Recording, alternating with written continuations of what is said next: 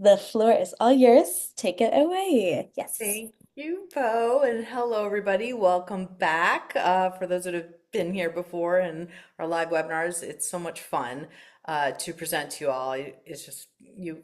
I feel like we're a community that just understands each other. We have a language that already connects us. And I'm a therapist for the past 32 years. So I spend all day, every day talking to people, specifically neurodivergent people, about what's on their mind and what's on their heart and what their challenges are, what their dreams are.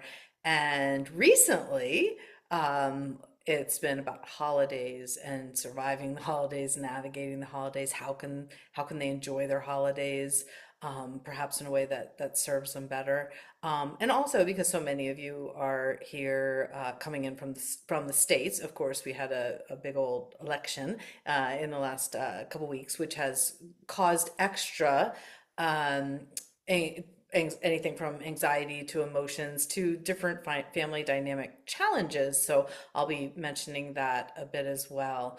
But just this morning, as I was preparing for this, I saw a Charlie Brown and Snoopy Peanuts cartoon, and it was Snoopy lying in bed with Charlie Brown, and Snoopy's like, "Why aren't you getting out of bed, Charlie Brown?" And Charlie Brown's like, "It's too peoply out there." And that feels so right. Like right now, it's very peoply out there. There's a whole lot of people, more people than usual out and about, no matter where we go. And so all this extra peopling uh, takes energy and takes focus and takes spoons, and we only have a limited amount of those.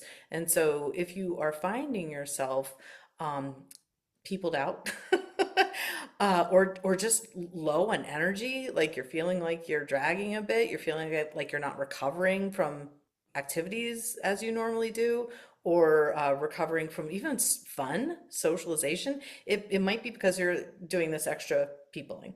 So I want to talk about holidays and too much peopling, but I do also want to mention that we'll be talking about holidays and not a lot of peopling, perhaps by choice, that maybe we're choosing to not socialize or participate in holidays for whatever reason. And some of us wish to, but we don't have family or friends perhaps to celebrate with, and that can feel really lonely. So I want to honor that whole range of emotions that comes up. Um, yeah, I I in, I love to overshare. Both says that they love to overshare in the chat. I love to overshare just as I talk. So um, I no longer go to my family or my partner's family's Thanksgiving celebrations because none of them are queer friendly, and I feel like I'm constantly apologizing or defending my own identity as a neurodivergent person and as a queer person. And I just am on edge. And then I end up going upstairs and taking a long nap out of exhaustion, and I'm not really engaged in having fun anyhow. So I love the holidays, but not that dynamic. So I stay home with my two doggies. This coming up holiday and Thanksgiving here is what I will be doing. Um, Holidaying alone with my dogs, and that is fine. And a lot of my friends are like, "Oh no, that's terrible," but maybe not. Maybe this is in best service to me and my nervous system right now, and it's a choice that I'm making. And I'm wondering if anyone out there is also making a similar choice, and that being alone doesn't mean lonely. So I want to start with that. Also, as we're talking about navigating holidays as a neurodivergent person, I want to remind you all that neurodivergent is not just autism and ADHD and dyslexia, but the neurodivergent umbrella includes anxiety, depression, bipolar, epilepsy, Down syndrome, like anything that diverges from society's idea of normal or neuronormativity. And so interestingly, whenever we expand the scope of neurodivergence, a lot of people are like, oh, I didn't realize that was a neurodivergence. In fact, even a lifetime practice of meditation can be considered neurodivergent because that too is not society's idea of what is quote unquote normal. So it doesn't always have to be seen as a negative, even though that is unfortunately the narrative that we hear more often. than not. So I just want to throw that out there in terms of the scope of neurodivergence, because you will be challenged potentially over these holidays as people saying, oh, isn't everybody just coming out neurodivergent now? Did you figure that out on TikTok? Aren't we all a little bit ADHD? Or, oh, everybody's autistic now. And you're going to get a lot of cynicism and people challenging your truth. And one of the things that's helpful to say in response to that is it's not that more people are becoming neurodivergent.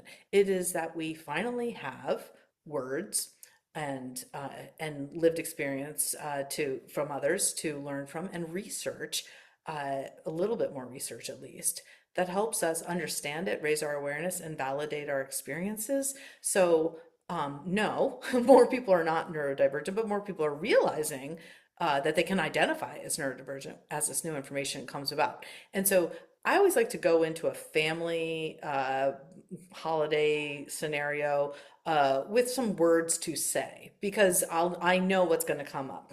And the other thing I like to say is when people are challenging our identity, and maybe it's a neurodivergent identity, maybe it's an LGBTQIA identity, that as they're challenging your identity, they're rejecting you. They're rejecting you and your identity. And it's not appropriate to have like an academic exercise of them, questioning it, because they're thinking of it in terms of a challenge, like an academic challenge, or trying to understand it, or trying to debate. But your identity and your truth is not up for debate. And sometimes that's all you need to say, and some people are not going to respect that either. And I full permission to walk away as you need to, and protect yourself and protect your energy and wellness. So as you're going into the chat, I'm going to try to keep up with some of the chat. Somebody's saying my rule is I don't do family Thanksgiving on election years. That is very smart, Laura. Somebody else is sharing, if someone wants to understand you, it doesn't matter what you say. If someone doesn't want to understand you, it doesn't matter what you say. Don't recall who says that. Yeah, it's true. There are people who don't want to take the time to understand. Often when I talk about neurodiversity, neuroinclusion, I often just like, y'all, we don't need to know the business case for this, the ROI for this. This is just being a good human. This is like how to people. This is how to treat people respectfully. So the human case is because this is the right on the right side of history and the right thing to do. And even that's not enough sometimes. And you all might have one or more family members who are justice sensitive, like, and sometimes justice sensitivity is aligned with autism, but it's not only, obviously not only autistic people are justice sensitive, but sometimes it's referred to in that light. So let's say you also have family members who are very justice sensitive. You might not agree with them. Their justice sensitivity could be on the opposite end of the spectrum as yours, and y'all are both going to like die on your own hill, right? Like you're never going to be convinced that their way is just, and they're never going to be convinced that your way is just. So it's kind of good to know like who's worth like debating with, and who would just deplete you and frustrate you or anger you and upset you to the point where you're not going to at all enjoy the holiday. Somebody else mentions in the chat, I realized I only sent this. Okay. Yes, and the rule of don't do family Thanksgivings on election year. Yeah, it's a little bit more heated. Yeah, sometimes when you go into the chat, just notice if it says everybody or host and panelist. Um, so common challenges for neurodivergent people are going to be sensory overload. I'm going to say first, the crowds, extra traffic, extra crowds, extra noises, extra lights, extra perfumes and colognes and candles, and you can tell I don't like scented things. The colognes, right? And like I actually did my kiddo's birthday party the other day, and I said, please tell your friends to not wear cologne. Like the cologne is worse than your body odor, so let's just stick with body odor. the lights and sounds and music of holidays sounds delightful, but for some of us with sensory processing issues, if we hear music over here or maybe another piece of music over there and talking over there, we can't process that all together. We can't just focus on what somebody's saying. If I'm having a conversation with somebody next to me and there's Christmas music, for example, playing, I love Christmas music, but I can't hear that, especially if there's lyrics, and hear the person I'm talking to. So I might have to say, I see that you're talking to me. I want to hear what you're saying, but I can't actually concentrate on your words until we're farther away from this music or unless we can turn that music down. So, whatever your needs are, do share them. I think last webinar I talked about access intimacy. When we share our needs, it liberates and gives other people around us permission and freedom to also share their needs, neurodivergent or not, right? Everybody has needs. If the music feels too loud, it might also feel too loud for somebody else in the room. So don't feel like you're too needy or that you're too much or that you're asking for too much or you're too challenging or you're too difficult or you're too sensitive or fill in the blank too much anything, because you are claiming your needs and you are advocating for yourself and you're teaching others in the room how to advocate for themselves, especially if there's little ones around you. You're teaching them that it's okay to ask for what you need. So access intimacy.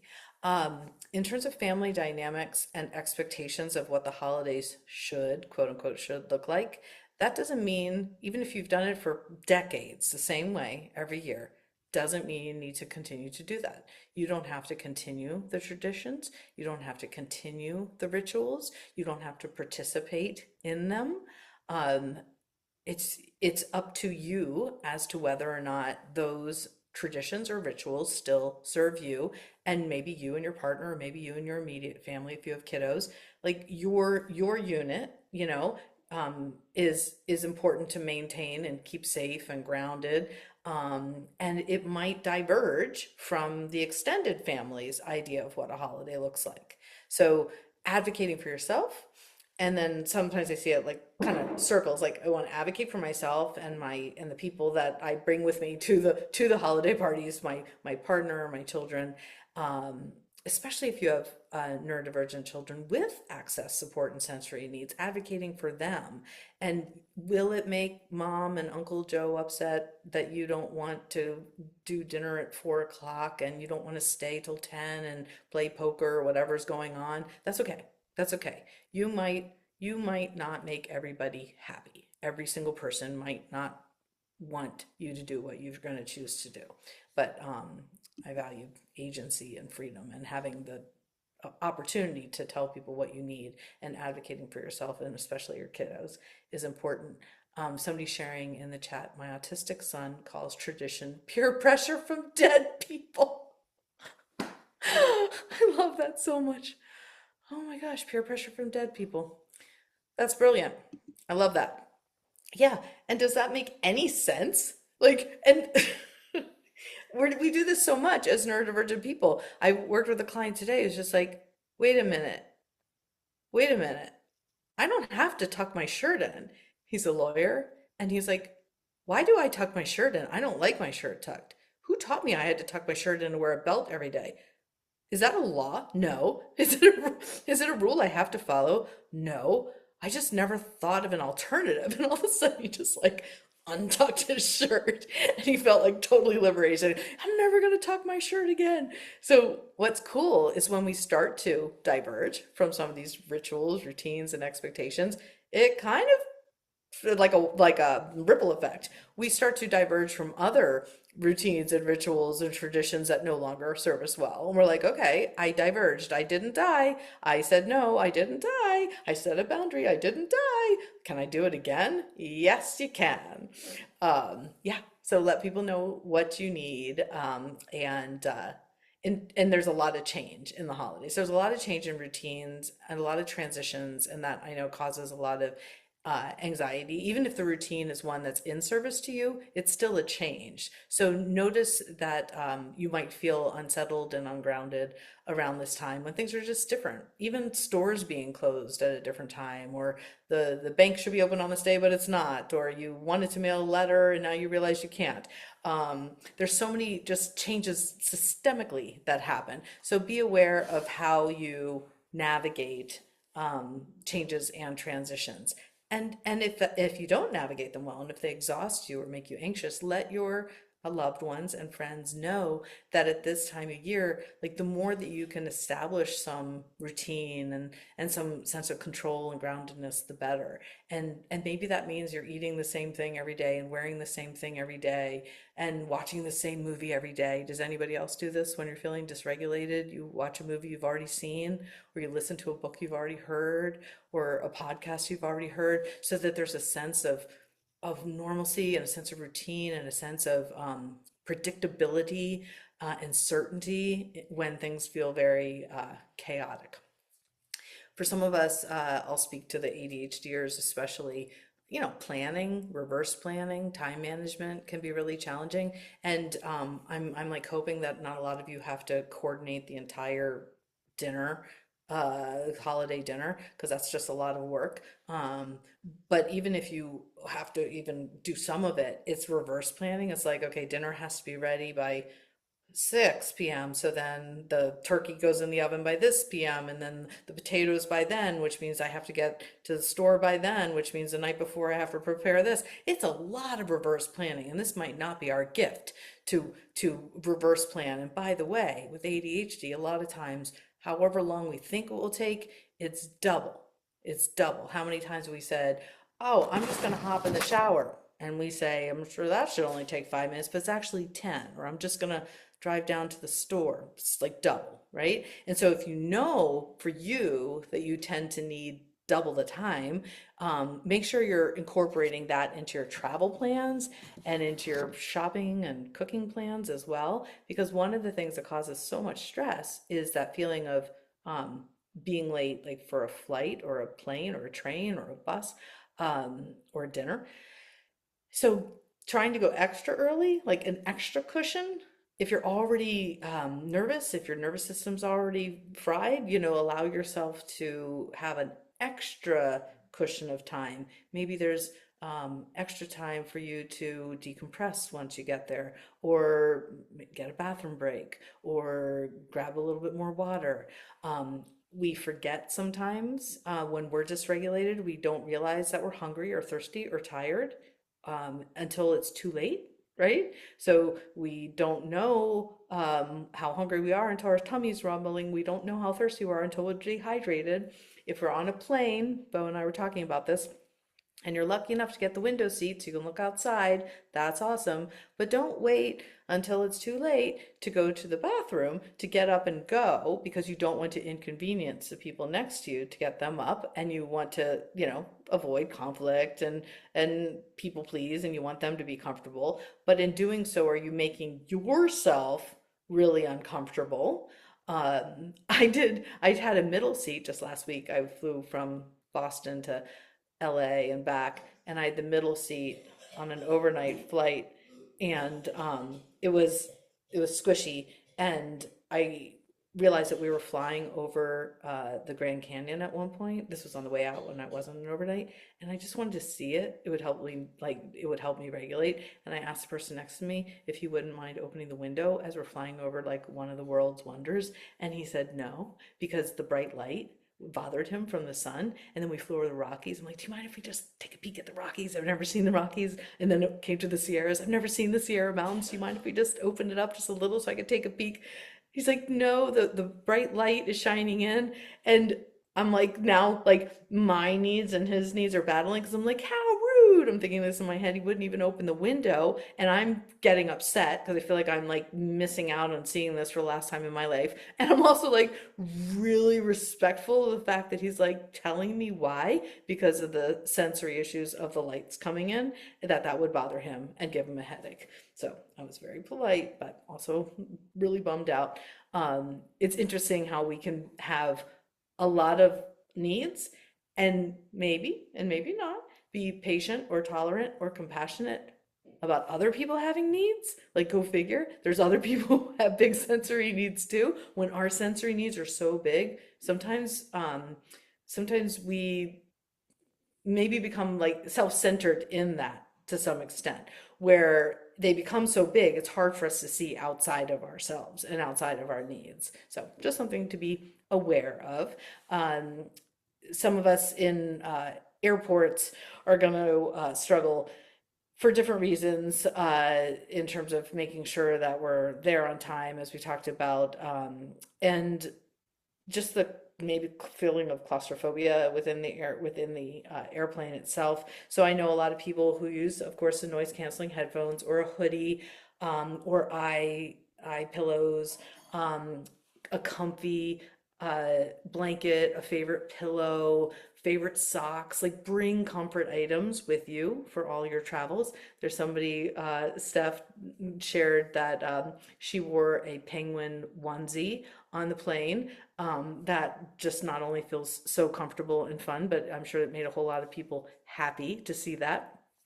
There's sunflower lanyards that you can get on Amazon, and also order from the airports that are for non-apparent disabilities. So if you know that you might need extra assistance in the airport, on or off the plane, that is something that you can use. Not everybody is aware of what that is, but some people are, and hopefully some of the flight attendants will know that that might mean you need time to stand up more. Maybe you need extra assurance when there's turbulence, or maybe you need extra clarification on what's available on the flight or the emergency evacuation plans. Um, but it is helpful.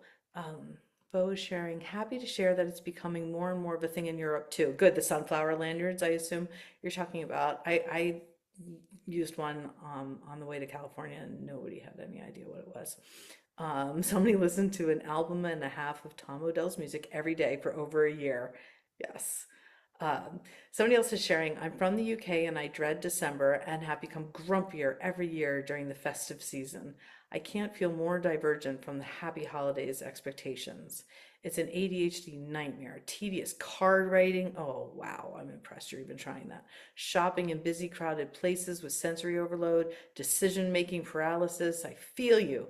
Then work and social calendars become equally busy. Tedious present wrapping, cooking, food preparation. Thankfully, I've outsourced nearly all of it to my husband, and I sit in a corner looking defensive, guilty, and resentful that I'm such a humbug. Oh my gosh. We are all both relating and celebrating that comment, relating to and celebrating. I absolutely resonate with everything you said, and so great that you're like outsourcing it. Like, I'm not doing this anymore. Oh, for anyone living in Denmark, lanyards are free. The sunflower lanyards. That is awesome. Very cool. Um, if you're in a place where you need to ride share or Uber, one, such a fantastic way to connect with people and meet people that are different with different life experiences. It's just a beautiful human experience. However, sometimes it involves small talk. Um, and you're in sometimes in the back seat, and so it's a little bit tricky to navigate these conversations. But interestingly, I have found that if I happen to mention, like, I'm at an ADHD conference, or I'm speaking on neurodiversity, or I'm a therapist, like, people are ready to go deep fast. They're probably neurodivergent too, and start oversharing. And literally within a minute of my Uber rides, we were talking about family, we're talking about death, we're talking about kids. One person was sharing their experience in Ukraine, and losing his parents, and now we're crying. And like, this is 1 minute into an Uber ride that lasted 40 minutes, and it was a beautiful human experience, better than any experience I had with the people I was actually going to visit in California. So know and open your heart to the idea that because you are, um, a sensitive, emotional, compassionate, empathetic, intuitive person, which is amazing, that also means you could have some wonderful human experiences, that are worth the extra peopling. I just want to put that out there that this isn't to say we should avoid all people whenever possible. It's not always the best thing for us, especially if we're feeling lonely or not accepted right now in particular. It's nice to run into other neurodivergent and or queer people, however you identify, for a sense of connection and community. I'm wondering if anyone has ever created a sensory toolkit, something that you can bring, a bag, maybe your whole backpack or your carry-on is full of them, things that you can reach for when you need extra comfort or grounding, or if you're nervous. Um, I have a favorite blankie. I have a little stuffed animal monkey. I have the cozy socks. I have lots of lip moisturizer, chapstick, so many water bottles. What else did I put in my pack? Headphones, a downloaded movie of a movie I'd seen 100 times already, in case the technology doesn't work on the plane. That might have caused a meltdown in a previous trip I took, because I needed the distraction of the screen. So having a backup plan A, B, and C, for how you're going to spend your time in the train or the bus or the plane. So yeah, if anybody else has sensory toolkit ideas, it would be great to hear because I'm sure somebody else's ideas good. Oh, snacks that you enjoy, because the ones that they give you on the plane you probably won't. So favorite snacks. Um, I'll probably remember other things that I brought, but I'm wondering what you bring for those. A checklist, some of us are good at lists, some of us aren't. Um, some of us are forgetful. Some of us might forget the ID and the passport and the credit card, and the phone and really important things. So you might need to do kind of a constant check. You're not going to necessarily check for everything that's in all of your bags and suitcases, but maybe there's like one place that you can just always have those really important items, whether it's in a pack very close to you or one pocket. Like I like designating one pocket for the very important items, um, so that I'm not rummaging through all my bags to find the passport or the boarding pass or the directions to wherever I'm going. And then as long as I have that, I'm going to be okay. I might not have clothes or a toothbrush or clean underwear, but at least I'm going to have my passport and a credit card. Um, so making it simple for yourself and easy to remember how to find things. Setting boundaries with yourself, your partner, your family, your extended family. Boundaries are physical boundaries, such as your personal space or sensory friendly spaces, the environment of the building or home you're going into. And then there's also emotional boundaries, managing expectations, being able to say no, the people pleasing ones, the avoiding conflict ones, um, advocating for yourself, and then time boundaries, noticing for yourself your own energy, and your time, your like energy zones. Some of us need to be in bed by 8, some of us are early risers, some of us don't want to stay out past dark. Whatever it is, just notice for yourself what your time boundaries are. You might say to your family, I will arrive by this time and I will leave by this time.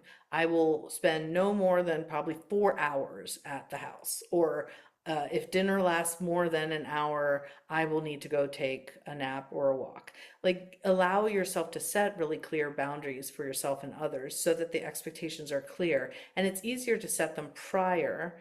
My sister visited recently and she said to my family, if anybody mentions politics or the election, I will fly back to New Zealand right away.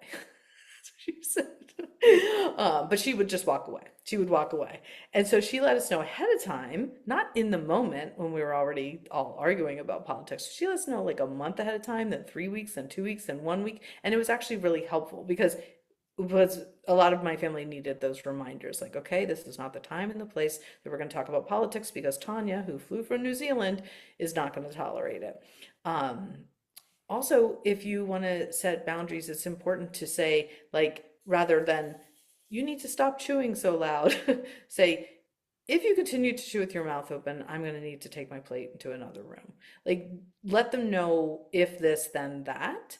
Not in like a shaming way, but just like, these are your needs. If this continues, I will need to this. Rather than like, why do you chew so loud? Or stop that. If you continue to chew loud, I will need to leave.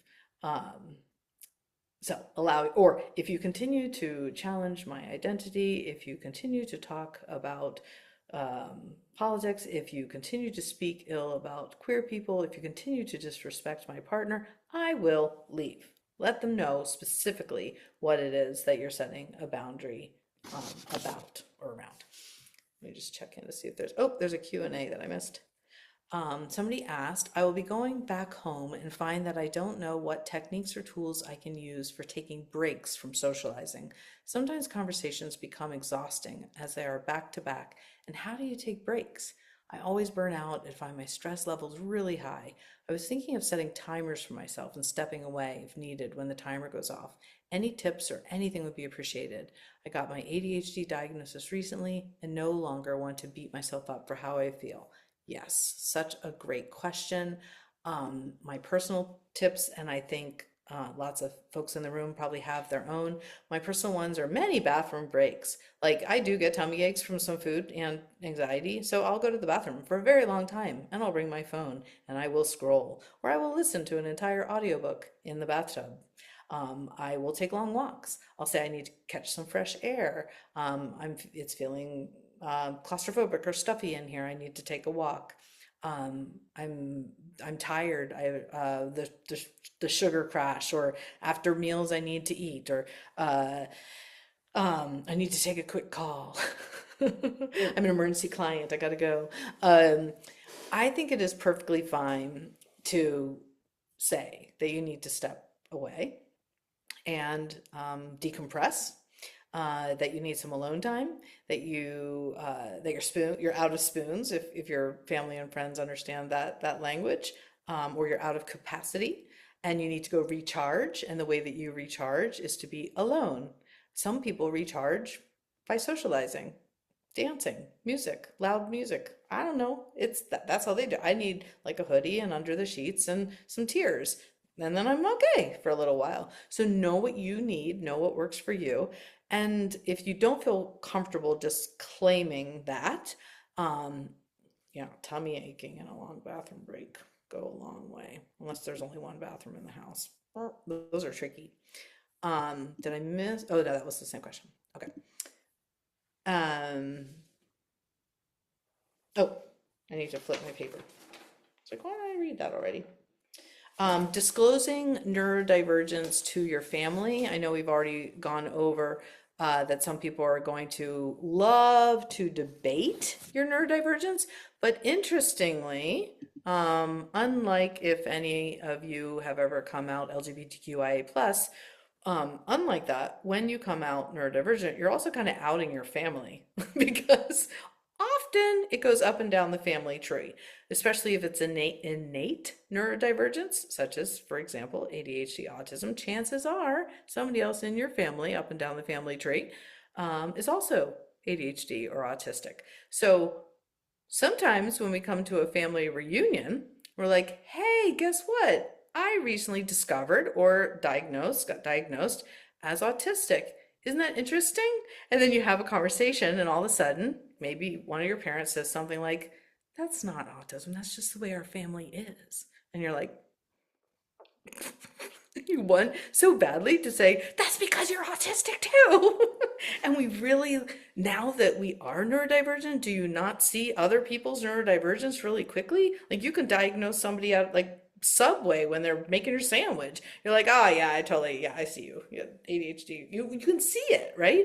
But it's not great to diagnose others or to out other people because you want to make sure that everyone else has the agency and autonomy and freedom to go through their journey at their own pace, right? Now, for some of you, you might be going home to share your neurodivergent identities and to have a conversation with your family about your family and about wondering how things were missed.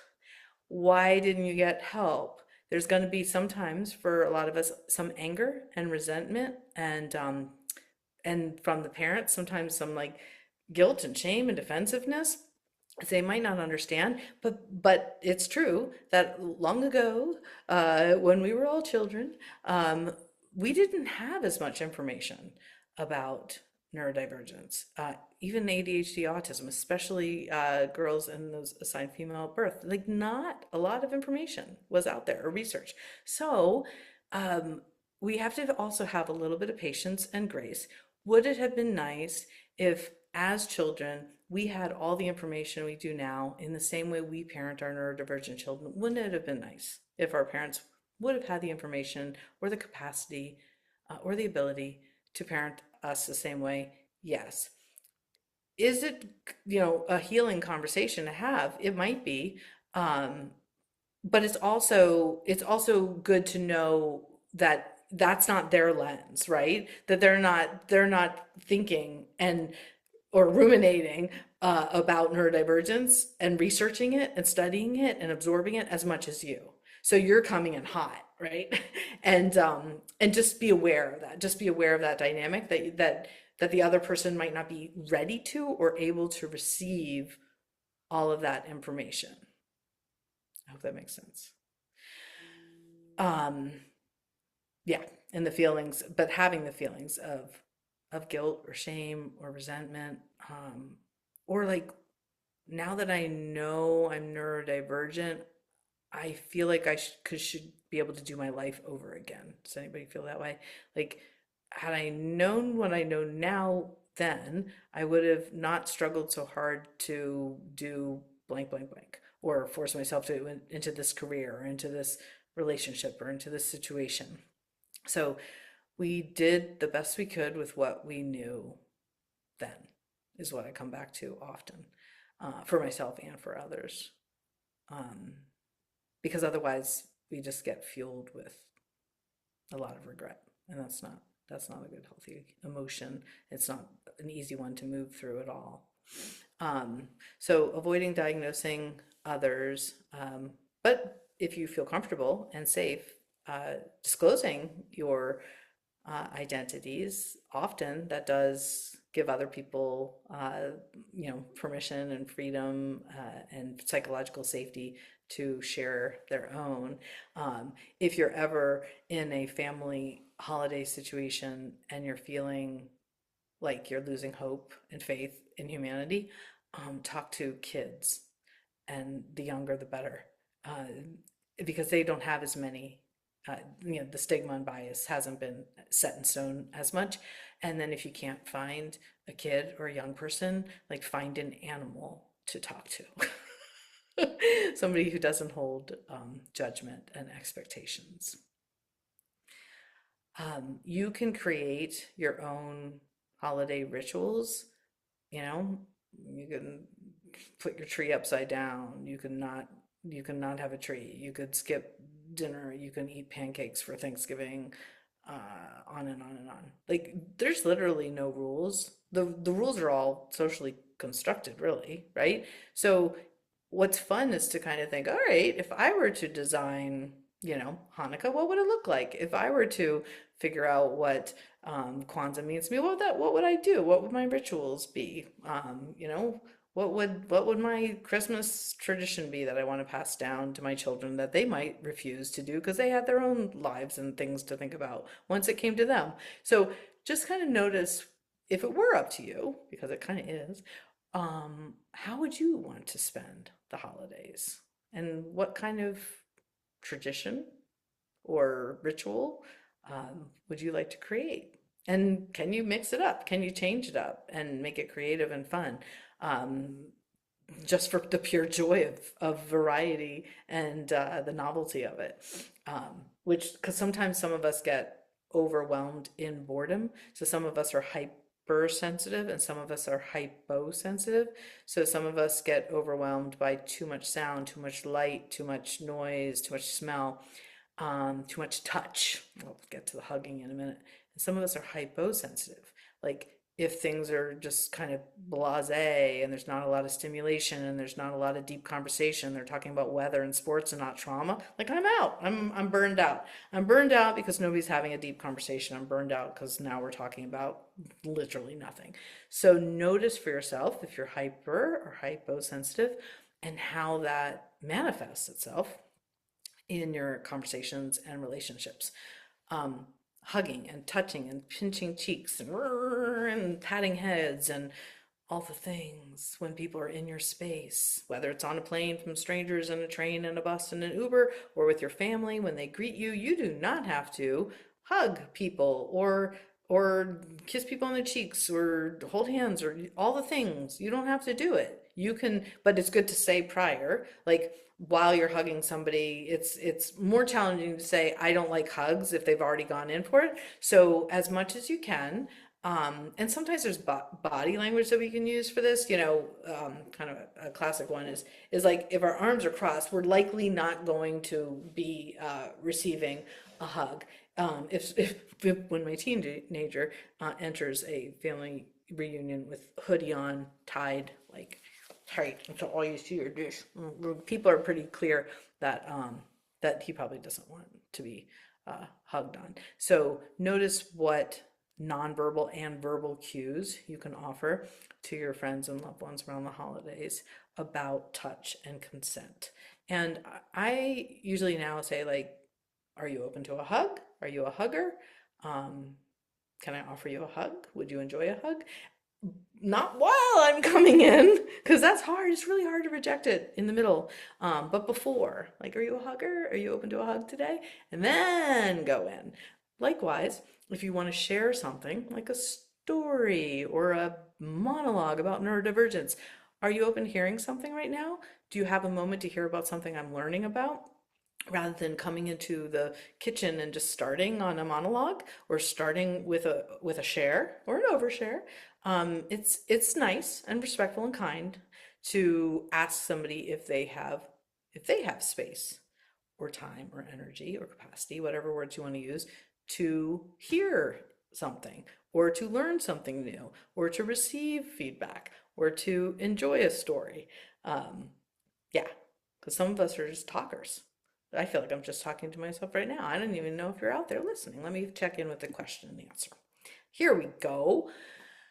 Oh, the time boundaries, somebody says. I've tried to set them previously, but how to handle it when you're often get the comment, but we don't see each other often, so stay a bit longer. Yes, the peer pressure. Only, or some similar comment. Then it's very, very hard for me to advocate for my needs because I feel the vibe that they don't really accept it fully. Any suggestions? Yes, no, that makes so much sense. Somebody's like, but we hardly see each other. I see you once a year. Can't you just stay for dinner? We only see you twice a year. Can't you stay for the card game or the board game? Um, I this gets easier as we get older, I do have to say. But you know, I something I might say is I'm so glad to be here and I'm so glad I came and I know we don't see each other a lot and I would like to see you more. Right now, I'm at capacity, so I can no longer enjoy our time together. I can't actually even receive any new information. So anything you say, I'm not going to remember it, and I'm not going to respond in a way that feels good for either of us. So I think, for my sake and our sake, I'm going to go take a nap or I'm going to leave. But let's catch up tomorrow via text or whatever. So I would really just for myself, that feels good to be very transparent about it. And there's lots of different, words and phrases that you could probably use that would feel more aligned. Um, let's see if somebody has a thought here. Blah, blah, blah, blah, blah. Talking to mom about autism evaluation opened her eyes that she's also on the spectrum. Yep, exactly. After reading a lot about ADHD, the first time I came home after that and noticed my mom's accommodations, doom piles, naps of overwhelmed, I was like, yeah, Yeah, we can see it in our one parent or both parents and our children real easily, not only after diagnoses, but because we often do so much because we love it, studying and reading up on it. In fact, one of the reasons why I very much honor lived experience, I'll say specifically or especially autistic people, if an autistic person comes up to me and says, I think I'm autistic, I'm like, you are, because the amount of reading and learning and researching and double checking and triple checking and validating and questioning that's gone on to get that to that point where that person says, I think I'm autistic is far more than, my opinion here, a diagnostic test of however many questions is going to discover. It's usually so many months and potentially years of somebody wondering and exploring before they come out. It's similar to coming out queer, right? Somebody who's LGBTQIA plus later in life coming out, they're not just making this decision overnight. They're watching the Netflix movies and they're listening to the podcast and they're reading the articles and they're talking to friends and they're trying things on and testing it out and then coming out. It's the same, I feel like, with neurodivergence. And by the way, those two happen to come hand in hand so often. Somebody else is saying, just want to say how brave everyone is. I haven't told my parents and extended family yet. And maybe that's not in service to you right now. You know, you might know that your parents and extended family won't receive it well or don't understand it well. You might think, okay, this isn't the year I'm going to expend that energy to talk to them because other things are going on, perhaps, whether it's in your family or in the world. Um, but maybe, just maybe, there's somebody in your family or extended family who would understand, like an ally. And maybe it's somebody you never really expected, a cousin who you don't see often, who you get a sense is similar in whether neurodivergence or LGBTQIA identity or open-minded or a non-linear thinker or a critical thinker or a creative mind or an artist, like somebody you might align with and be able to just have a conversation, an organic conversation where within that conversation you might feel psychologically safe to disclose. Yeah, I'm doing a time check because I always go over. Are you still with us, Bo?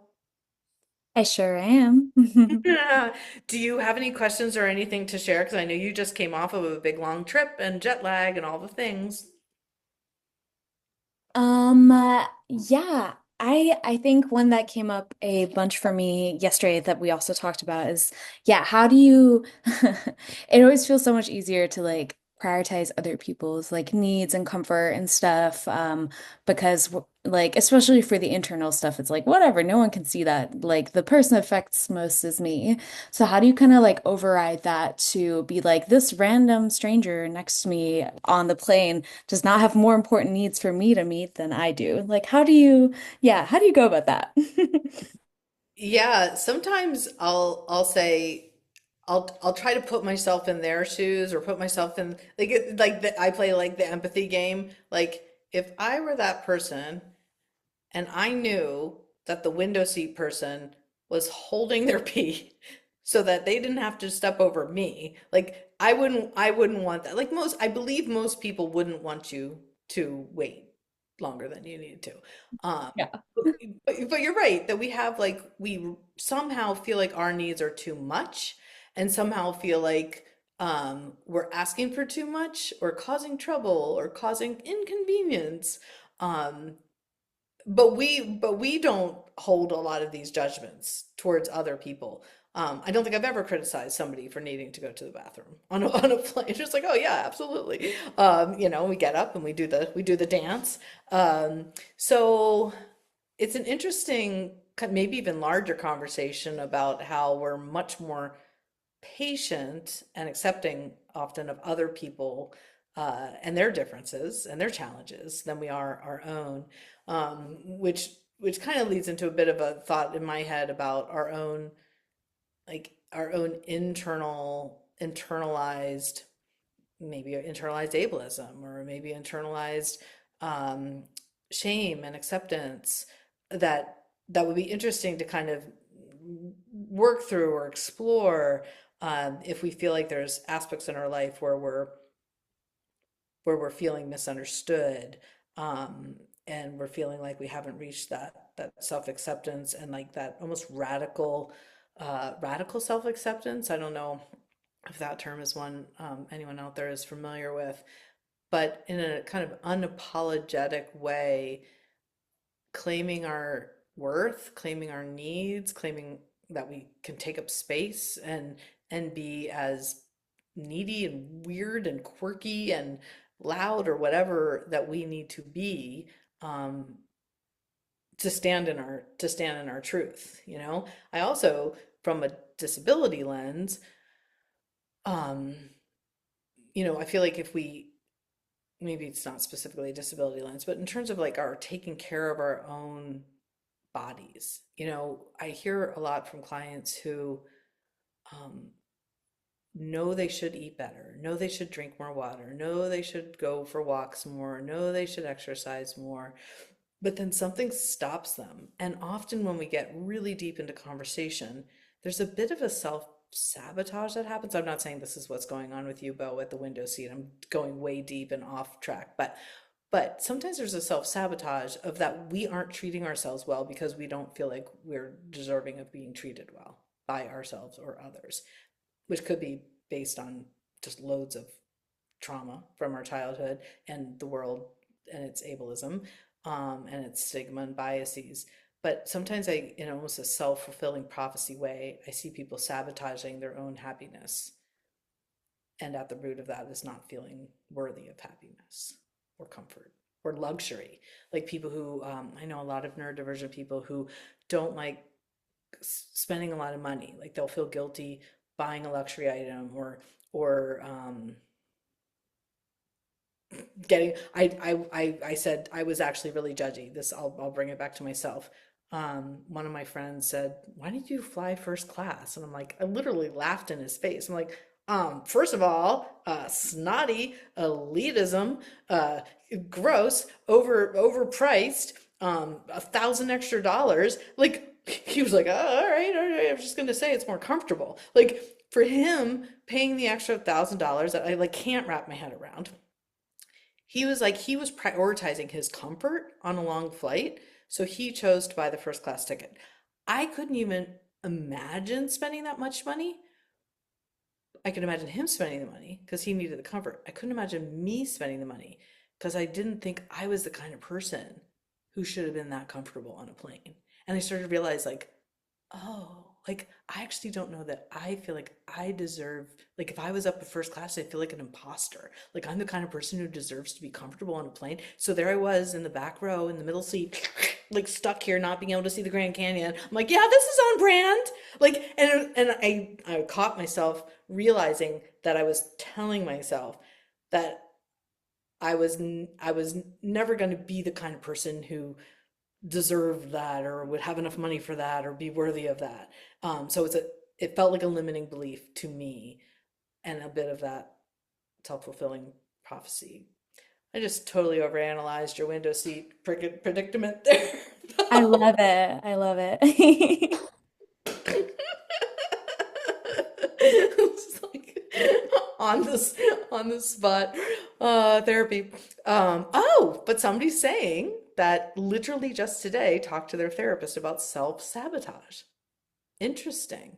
One time, somebody's sharing, I chose to book the cheapest ticket. It saves money. This is the best and the only one good financial choice. And then I was in so much pain and I had to take 2 days off work, and that's lost income.